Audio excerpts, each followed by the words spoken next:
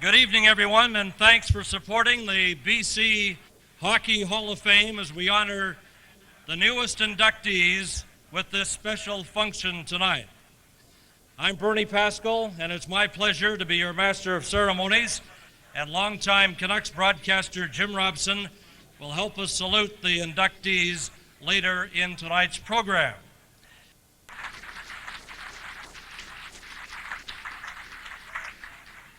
Now it gives me great pleasure to introduce our next guest. Under his leadership, the Vancouver Canucks have enjoyed impressive and successful growth in the past few years. They finished this past season with the third highest point total in team history, the team's first playoff berth since '96, a reduced payroll, and the highest attendance increase in the NHL. Yeah, there's hardly a millionaire on the Canucks these days. He was selected the Sporting News Executive of the Year, and that was a most deserving honor. A big supporter of amateur hockey in British Columbia, a strong supporter of the BC Hockey Hall of Fame. Let's have a warm Okanagan welcome for the Canucks President and General Manager, Brian Burke. Brian.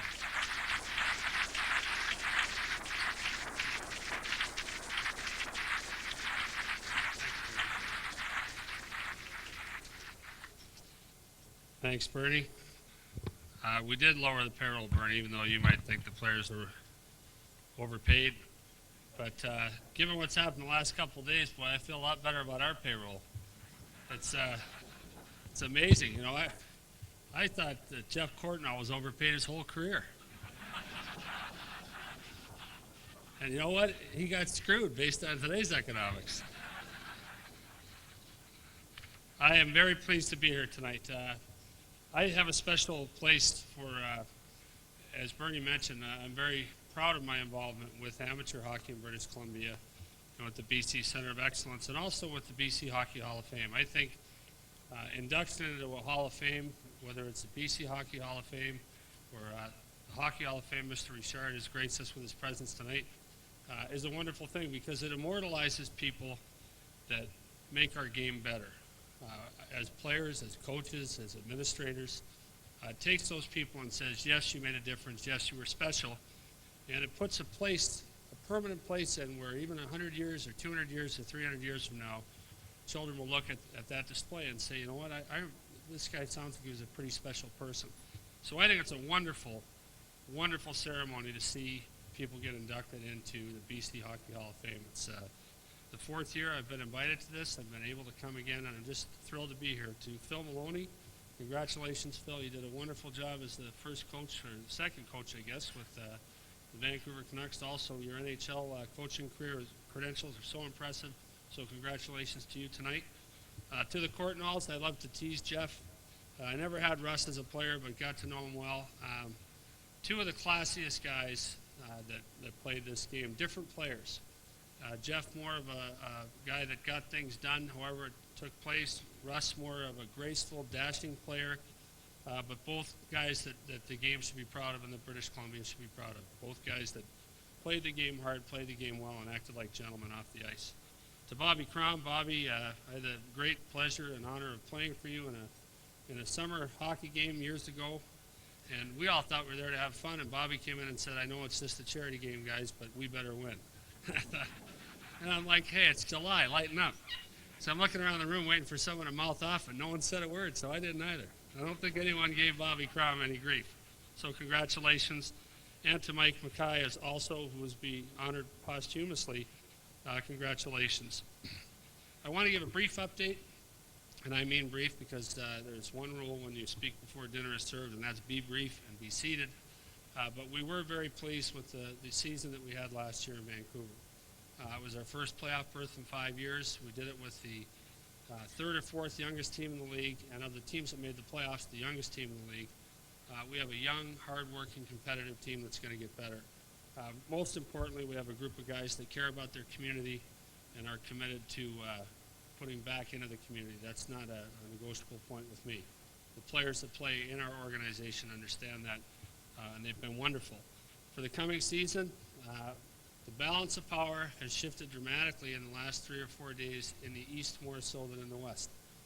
I don't know, I understand the finances of most teams in the National Hockey League, and there are teams that can afford to spend the money that has been spent in the last couple days. But there are far more teams that cannot afford to spend the money that's been spent. And I just shake my head. I have no idea how teams intend to pay for some of the contracts that have been awarded. And I was at a seminar about 10 days ago, 2 days prior to the draft. I was at a seminar in Florida, and I was sitting with the GM, whose team is a $50 million plus payroll. And I said to him, you know, you're not Dallas, that has a new building coming online, that can pay those salaries.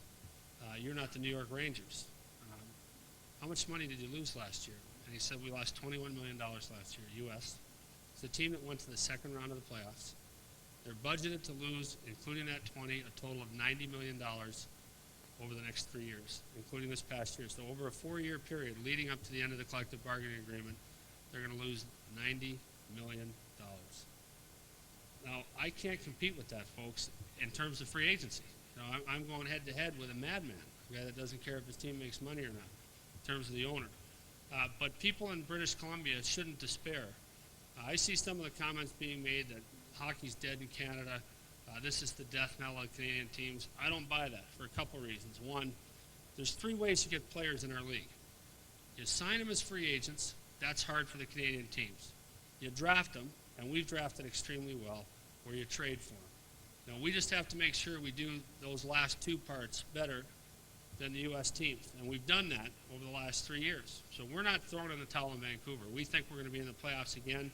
We think our young team is going to be better 1 year later, and we intend to continue to improve regardless of how the finances shift elsewhere in the league. No one's, you know, like the word quit is not in my vocabulary. So this is going to make things harder, but we are, you know, determined and committed to keep the course that we've taken. Not throw money away, run it like a business, get people there that care about Vancouver and British Columbia, and keep winning. So we intend to, you know, not change anything we're doing, and we'll get there.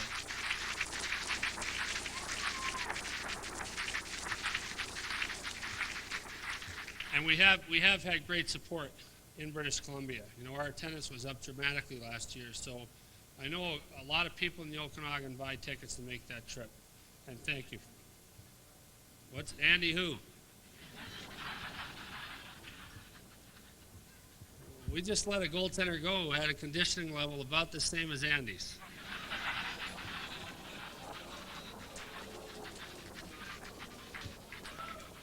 Just kidding, Andy, just kidding. I don't know why I'm apologizing to him. I should apologize to Carla. She's going to get mad, not Andy. But really, we are grateful for the support. A lot of people buy tickets. You know, we do extensive surveys, and we know a lot of people in the Okanagan do buy tickets to make that trip. And we know it's a long drive and a long way, and we're grateful for the support, so thank you for that. The second thing I wanted to mention before I step down is we're 99.9% sure on this, and I was hoping to have written confirmation before I came up today, but with the holiday in the States, I wasn't able to. In October, the BC Hockey Hall of Fame is celebrating its 10th anniversary. We're also celebrating the 50th anniversary of the arena here in Penticton. Also honoring the 1955 Penticton Bees that won the World Championship.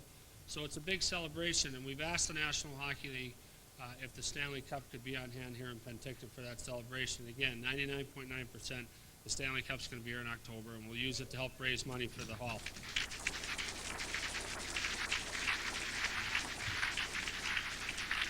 So to the inductees, congratulations, and again to Mr. Richard, thank you so much for being here tonight. Thanks, folks. Have fun.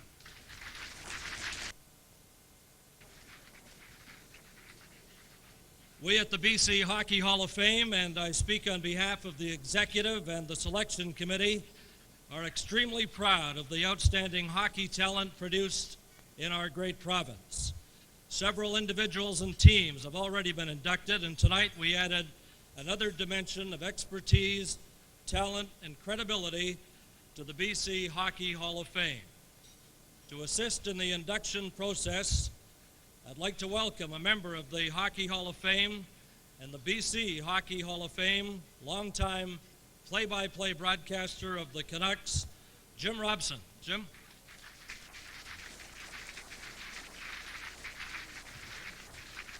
Thank you very much, Bernie.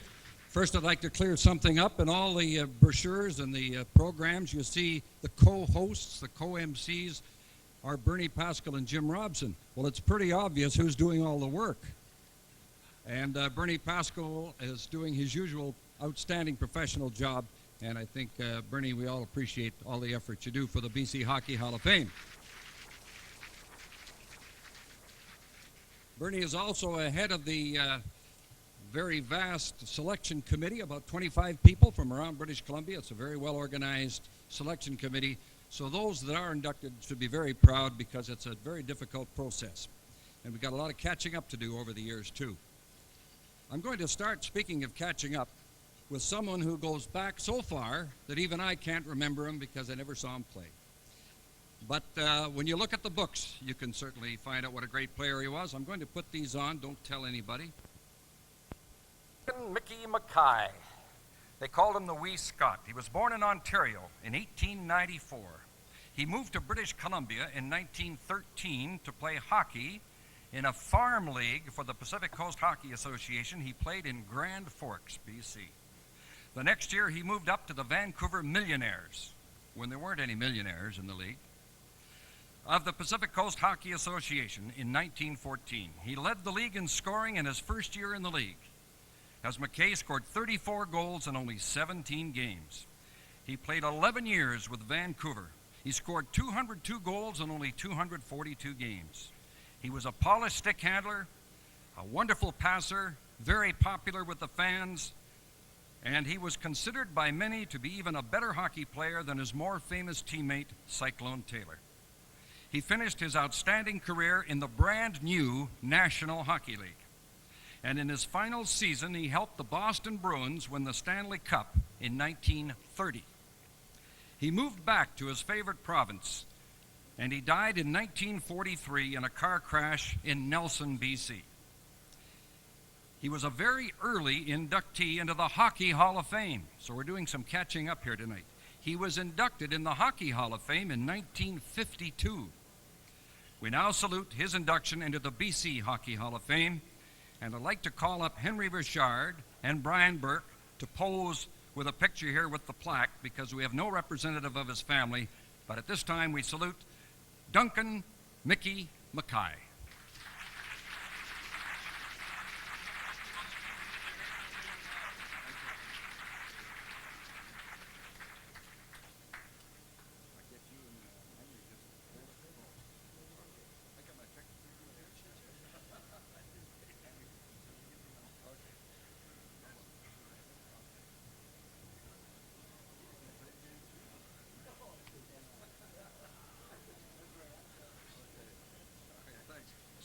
You guys, we'll use you with the other people too.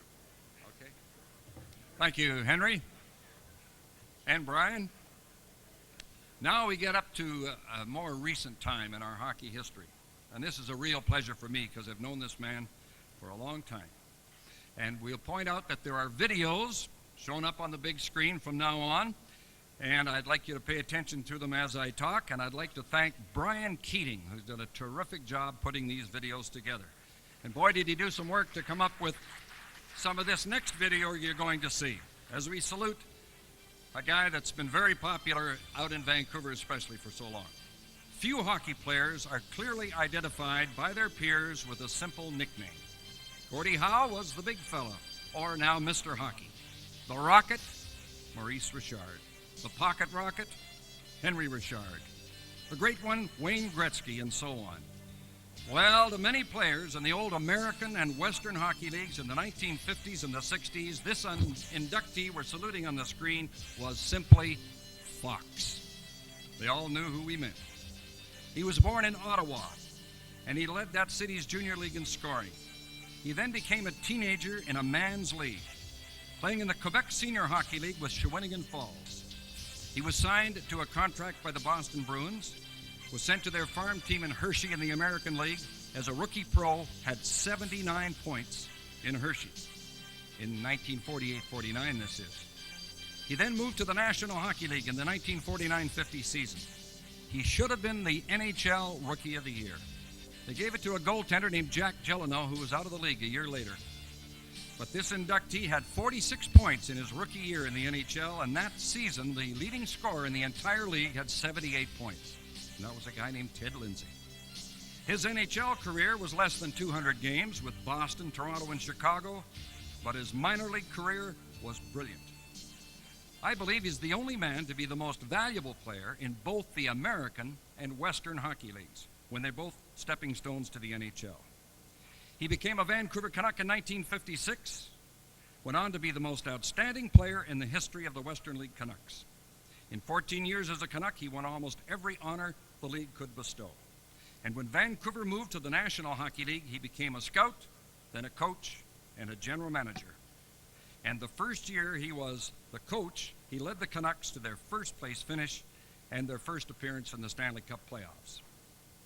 Unfortunately, they ran into Henry and the Canadiens in the first round. He's now retired on Vancouver Island, and I'm happy he was able to come tonight with his wife, Pat, because they're hard to get away from that beautiful place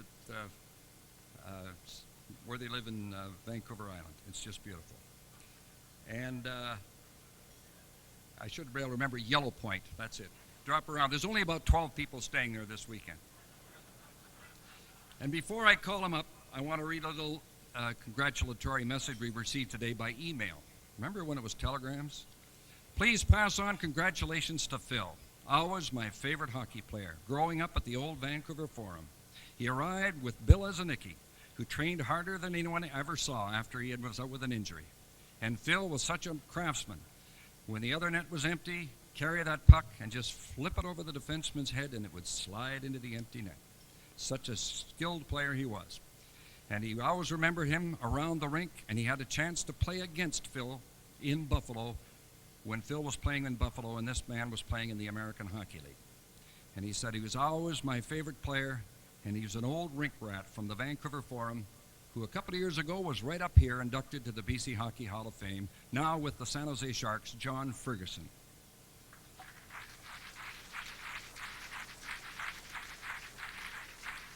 So now we'd like to call up the Fox is where he belongs in the BC Hockey Hall of Fame, Philip Francis Maloney.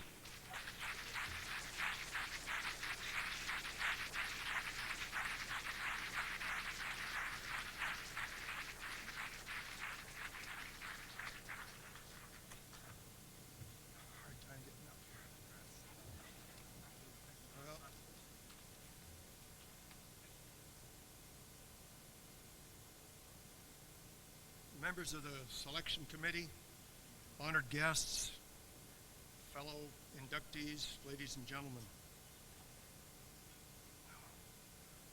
When I heard that I was to be inducted here tonight, I felt a little sheepish about it because I played for 22 years, but about 18 of those years were in the minors.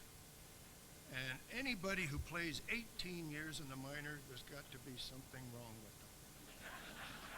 They've either got to love the game of hockey or they hate working. And I think I'm guilty on both counts. The other 3 years were with Boston, Toronto, and Chicago. I felt a little sheepish about it, as I said, but I remembered one fella I used to play against in the American Hockey League over the years. His name was Don Cherry. Donald Stewart Cherry. You must remember him. He's the guy with the goatee. And he's got those ugly shirts with the high collars and those checkered jackets. Well, he only played one game in the National Hockey League, and that doesn't make him a bad person.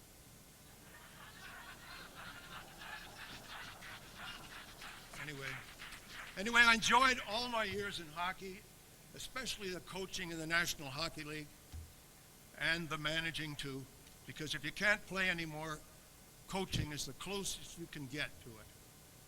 As far as the managing is concerned, this fellow standing right here, Brian Burke, knows it's not a hell of a lot of fun. You're only as good as your last year, and you're doing a great job at it.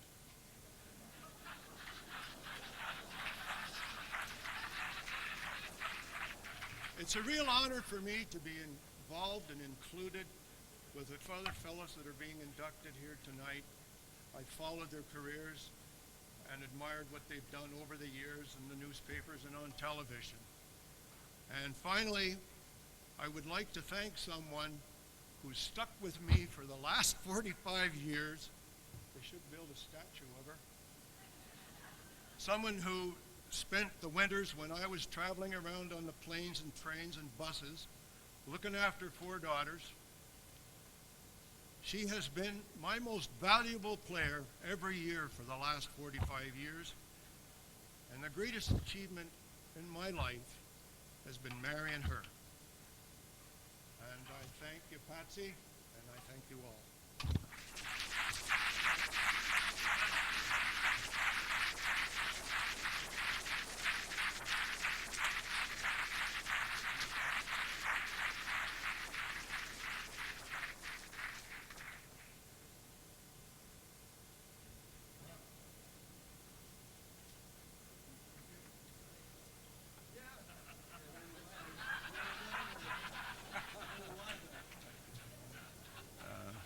Couple of short, talented centers. No short jokes. They probably said both of them were too small. Well, you know, the BC Hockey Hall of Fame induction dinner would not be complete without some reference to the city of Trail. And the Smeller City is in the spotlight again. Our next inductee created much of the legendary fame in the city of Trail. He's the all-time leading scorer in that great Western International Hockey League. Played 17 years with the Kimberley Dynamiters, the Trail Smoke Eaters, and the Nelson Maple Leafs. He became the playing coach of the Smoke Eaters in 1959, and his coaching record is truly remarkable. A World Championship in 1961, an Allen Cup when it was big news in 1962. He then retired as a player and went coaching in professional ranks. He coached in Dallas in the Central League for 8 seasons. He won 3 championships, almost 300 victories, and he was the Central Hockey League Coach of the Year. He then moved on to the World Hockey Association, remember the WHA, with the Winnipeg Jets. In his first year, he led the Jets to a first-place finish and a championship Avco Cup. He was the Coach of the Year in the WHA. He then went on to the National Hockey League to coach the Detroit Red Wings. And guess what? He became Coach of the Year in the NHL in 1978. To no one's surprise, he's now a member of the BC Hockey Hall of Fame. Robert David Bobby Crom.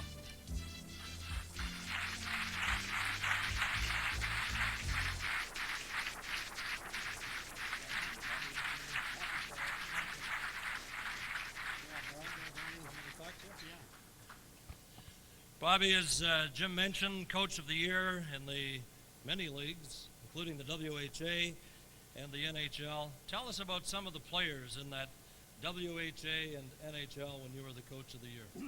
Well, some of the players, I think we had one of the finest lines in the hockey, including the National Hockey League, excluding Andre's Montreal Canadiens. We had a line of Anders Hedberg on right wing, Bobby Hull on left wing, and Ulf Nielsen.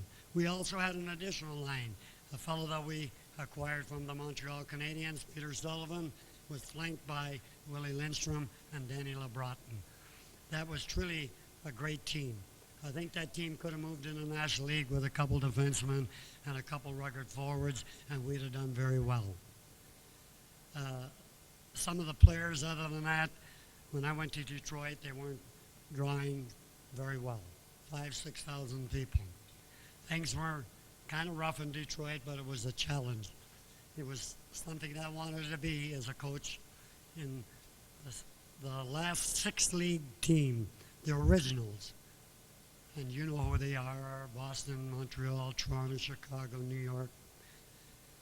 I took that job, and it was a very difficult job, but in the first year, I would have to say we were overachievers and did pretty well. I think we ended up in second place in the division with players, older players, younger players. Dale McCourt was one of our no-skate McCourt. Dennis Hextall, Nick Libet, etc. We had goaltenders. Rogie Vachon wasn't with us at that time. He was with L.A. Eddie Giacomo, Ronnie Lowe, who coached Edmonton. Terry Harper, who we got from the Canadians, who played very well that one particular year. We went on to beat Atlanta in the first round of the playoffs. Then we played the mighty Montreal Canadiens and happened to be fortunate enough to beat them 4-2 in the first game. Lost the second game 4-2, and then it was history for us. But it was a great 3 years. I've had a great career. I've won 7 championships, and I've had a lot of people to thank for it. People I want to thank out here today, particularly Bernie Pascal, chairman of the Hockey Hall of Fame, Jim Robson, Scott Parker, for inducting me. This is a great honor. This is wonderful. I've never seen anything like this. This is a great honor. I have some relatives from Trail, British Columbia, my brother-in-law and his wife Bev, and Gordon, and Norman Lenardon, my agent.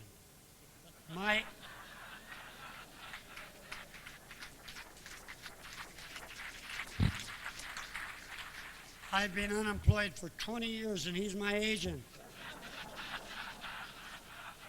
He better start getting me something or he's going to be fired. But Norman is the one fellow when we won the World Championship in 1961 that scored the clinching goal that won us the World Championship. I put him on the ice, and I asked him to check Sologubov, not Tregubov, Sologubov. And he says, well, what about the lineman? I said, don't worry about it. You go after him. He did. Sologubov made a pass to Tregubov.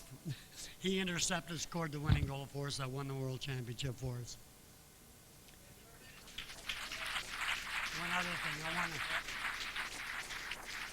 thing I met Crusher Conway today, Pat Colburn, Larry Lund, people I've associated with and played.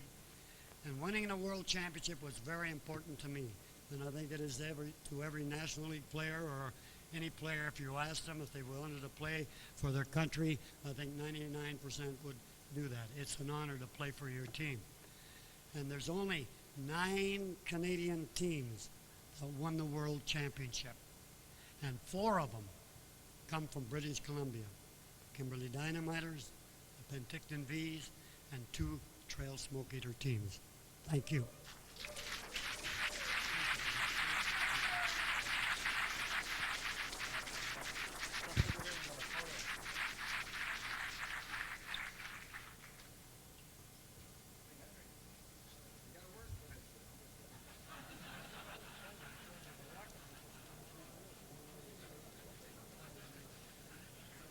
You talk about class guys and a great supporter, hockey at all levels. Welcome to the BC Hockey Hall of Fame, Bobby Crom.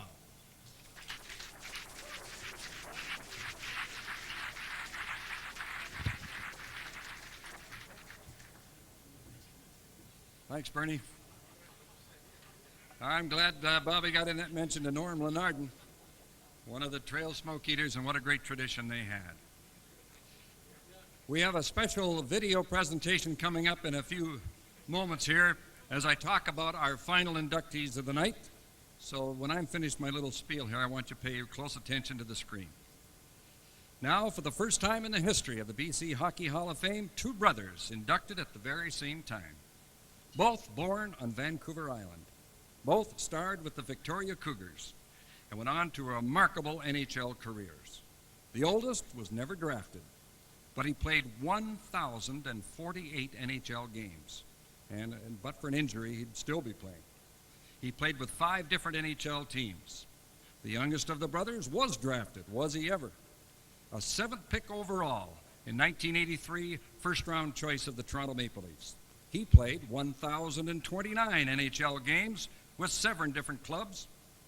The oldest brother scored 367 NHL goals and 39 playoff goals.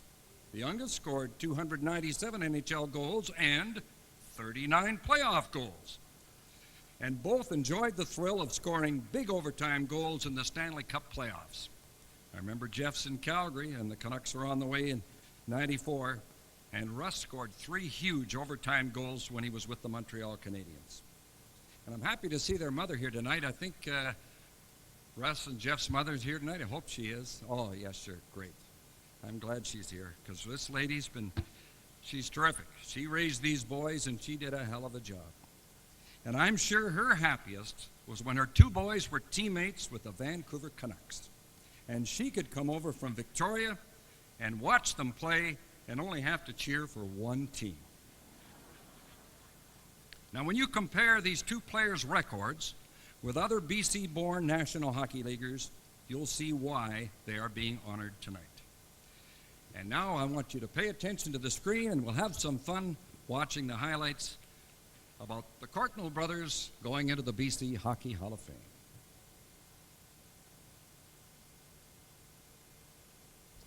It's funny, we've had a lot of ups and downs. When we were younger, Russ and I fought all the time. I always wanted to be around him, and he didn't want me around playing with street hockey or whatever it was. I think I really felt going into the WHL at 17, and he'd been there for 1.5 years or 2 years. I really needed him, and then everything, I kind of realized that, yeah, he's my brother, and he's a good guy, and I saved his ass and he about 6 times. And he did save my butt. First, Larry Robinson and Craig Ludwig both missed the puck. Jeff Courtnall doesn't. He scores his 23rd of the year, 5-3 Montreal. Blake Wesley keeps it in. Jeff Courtnall knocks it down and scores his 13th of the year as the Bruins go on to beat Los Angeles 4-3.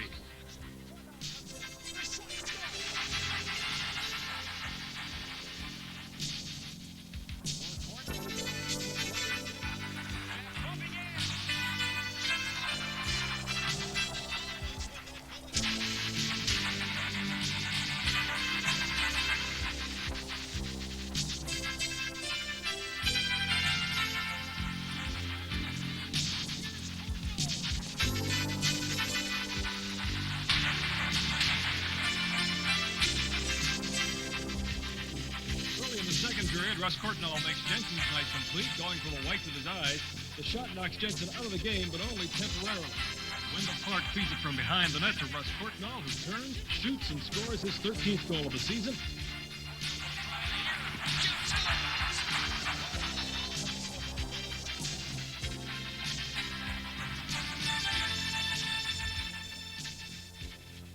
I had some great moments here. And some exciting games and exciting times. It's been fun. It's been exciting, and I'll miss it.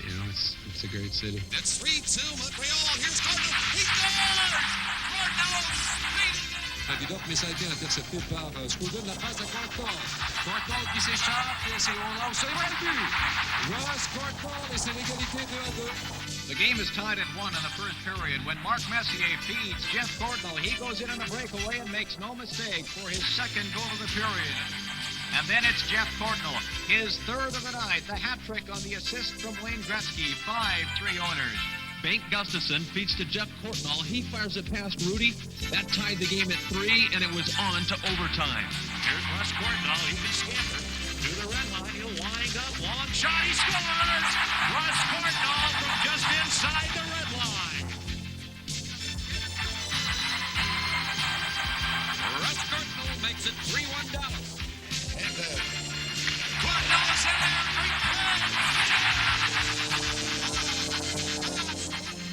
Everyone's calling for me and for Russ, and they all want to call and say how excited they are, and we're just as excited as everybody else, and it's pretty great. When they told me and the possibility of coming to Vancouver I just didn't think it was going to happen. And when it did, I couldn't sit down for about 8 hours.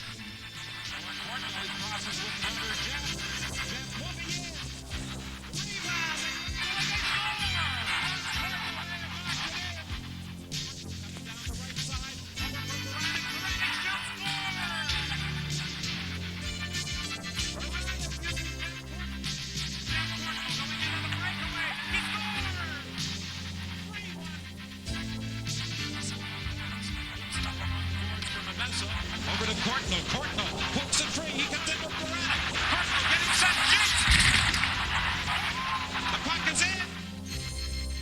we always thought that if we could get on the same team and play together, we would complement each other and make one another better. And because what we had done in junior, that was what we kind of felt we had when we were playing junior together, was a sense for one another where each one was going to be on the ice. And we always seemed to be able to find one another. And I remember our assistant coach in Victoria telling us that you guys just have something between you that no one can take away, no one can give to you. And he said, if you guys ever get to play together, I think it'll be real special. Congratulations, Jeff and Russ Courtnall.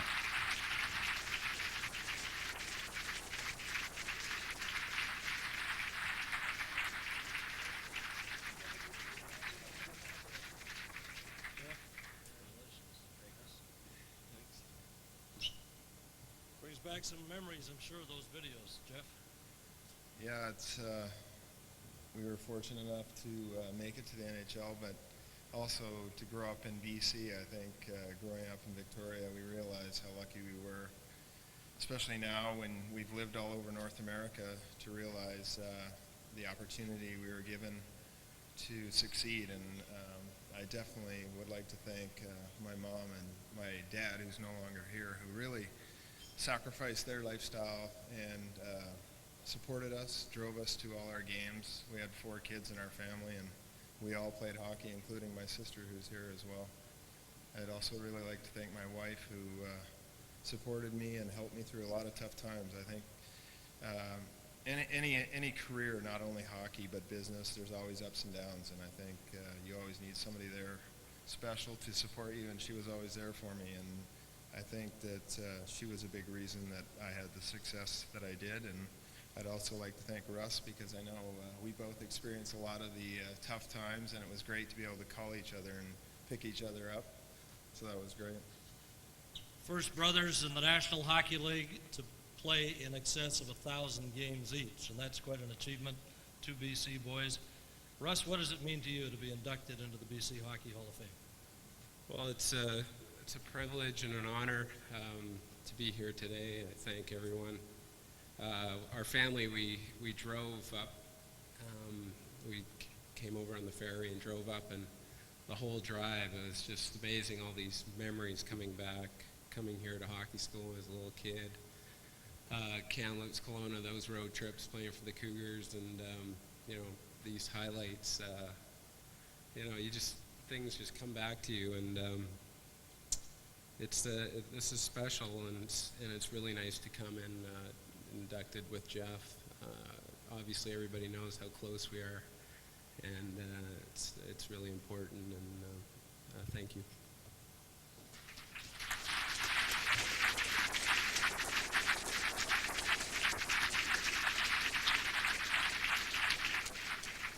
Russ, I want to ask you too, the Olympics coming up, you had an opportunity to represent Canada, play for the national team, play with Canada, for Canada at the Olympics in Sarajevo. As Bobby Crom mentioned, to represent Canada internationally, what did it mean to you? Well, my experience in '84 was incredible. I first got a taste of the World Junior Championships in Sweden, and to see your flag raised after a game and your anthem played, it's an incredible moment. And then as a Canadian, 18 years old, to go to Sarajevo, and my parents came, my younger brother. We were a young team, and it was just incredible excitement. And to walk into a stadium for the opening ceremonies with 55,000 people going nuts because you're from Canada, it's a pretty special moment. I hadn't seen my parents yet because they had flown in, obviously, on their own, and I was at the 50-yard line of this football stadium. It was outdoors in the middle of the winter, and I saw them up in the stands out of all these people, and I can remember the guys behind me pushing me because we're marching, so they're telling me to stay in line, and I'm going, but that's my parents, and they're hitting my younger brother, who was about 16 at the time, and he couldn't see me because we're all dressed in these ugly outfits, but But it was an incredible moment. We lost the bronze medal to Sweden 2-0. I think a lot of people stayed up to watch that game, and that was an unfortunate moment. But for a bunch of 18 and 19-year-olds to go and play against Russia and Czechoslovakia and Finland and Sweden, who a lot of their players hadn't come to the NHL yet, especially the communist countries. We did well, but you're right when you say it's an incredible moment to play for your country. Jeff and I, fortunate enough in '91 to get a silver medal in the '91 World Championships. We played together for Canada, and it's a very special moment for both of us. And Jeff, you look back to the Stanley Cup, which is the ultimate goal in the National Hockey League. You shared champagne from the Stanley Cup as a member of the Edmonton Club in 1988, and then the Canucks' great March in '94 have to be two great highlights. Yeah, I was fortunate enough to be in Edmonton in '88. I got traded there in at the deadline for Andy Moog, and was fortunate enough to beat him in the finals. I don't know. I think it was 5 straight. They turned the lights out in the 4th game. That was all the guys from Southie there out in the back of the rink. They shut the power off when it was 5-0. But that definitely was an exciting time to be there. I mean, I was on the 4th line for that whole playoff. I was what they call a stopper. That's when you slide down and you stop the defenseman from bumping into the forwards on the bench. But Berkey, you wouldn't know what that's all about. Whoever did that video footage, if you can get something of Berkey, just send it to me. I want to see it because he's been talking about it for about 15 years. Christ. He's been telling me how tough he was. Holy smokes. The only thing he's tough at is the table. He eats everything in sight.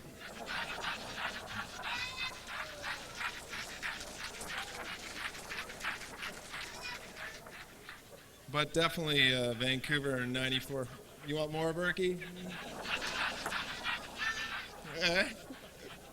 Yeah, I remember when you came out of school there in Boston and you came to the rink for about 6 weeks and tried to get me to be your first client. Well, we'll get Harrison, and there's 10 of you making $62,000. You got to make 80 next year or don't come to camp. Christ, are you kidding me? If I don't come to camp next year, I don't have anything in the bank right now. I'll have minus 10 next year. Anyway, I didn't hire Berkey, and now, well, yeah, he's negotiating with guys, so. I should go into that business just to get a couple of your guys and say, screw Berkey, don't go to camp.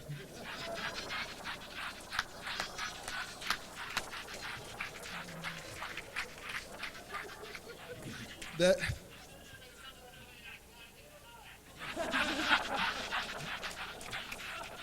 best part is we brought something for the live auction tonight that Berkey donated, but everyone's going to have to go out in the parking lot to bid on it. It's his helmet.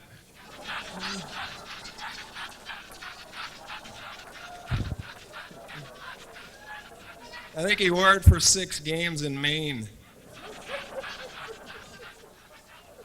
Anyway, back to Vancouver. Berkey, it's great to see the people here from the Canucks organization, Stan Smeal, Steve Tambellini.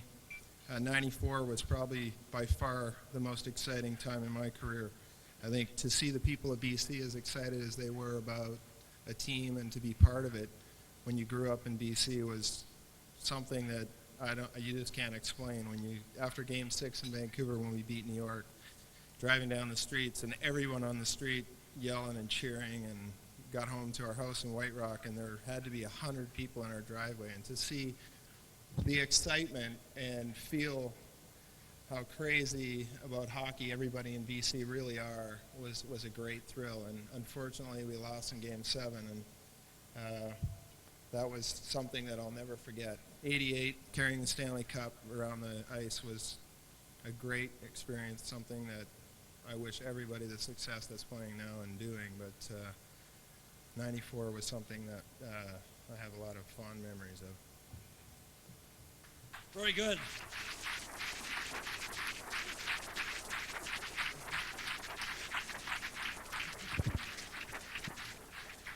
Congratulations to Russ and Jeff Courtnall. And- Turkey would like a word. Give him the mic. He's actually going to make the presentation.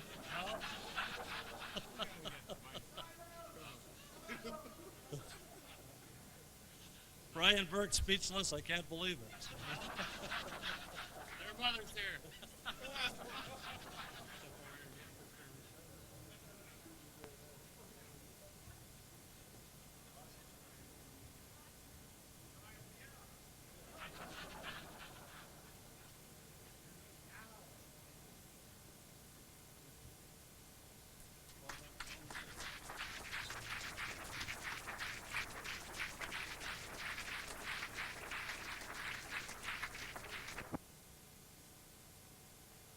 That concludes the evening tonight. We thank everyone for attending. Invite you to stay and enjoy the hotel's bar or casino. It's been a lot of fun being your master of ceremonies tonight. It's for a great cause. Drive safely. Thank you very much and good evening.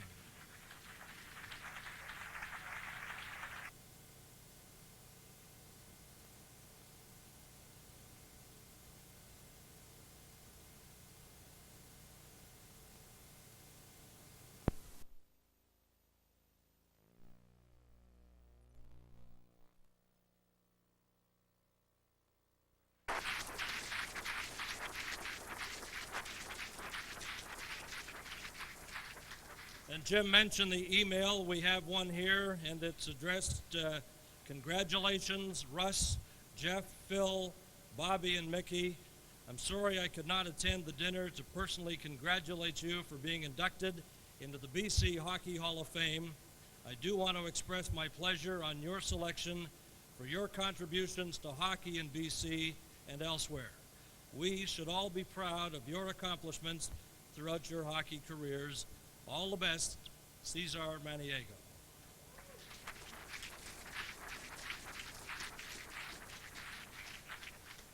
We hope you take time to visit the Wall of Fame at Memorial Arena. It's a very impressive display. I was there earlier today looking at the update. It's just an amazing job, and we thank Scott and Neil and everyone involved with the Hockey Hall of Fame here in Penticton. Do visit it at the Memorial Arena. It's just a very impressive salute to hockey in British Columbia and all the inductees. Of course, the Okanagan boasts quite a hockey tradition. The best hockey school anywhere in the country, right, Larry and Nick? Is that not right? Yes.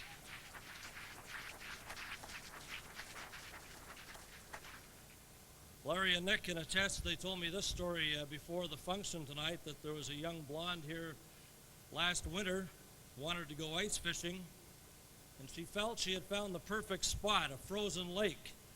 After positioning herself